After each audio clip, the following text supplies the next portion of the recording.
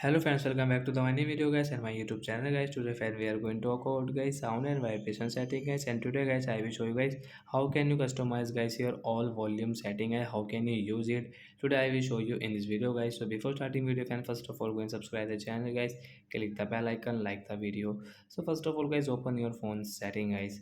After on phone setting I scroll it friends, you can see this type of setting friends. Click on your phone sound and vibration setting guys. Tap here friends, you can see guys your adjust volume setting. So when you can adjust guys your phone volume setting from here, you can customize guys. You want to decrease guys your phone video volume, you can decrease. You want to, and guys you want to guys mute your phone, so guys you can mute means your phone will silent. Guys you don't want to use guys your alarm setting, and you can decrease from here. You can customize guys according to yourself guys your ringtone setting, volume setting, and guys video volume setting guys you can customize from here and you can use from here guys.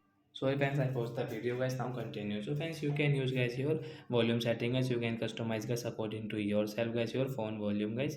You can adjust guys your all volume setting from here. So that's it guys, thanks for watching the video, bye guys.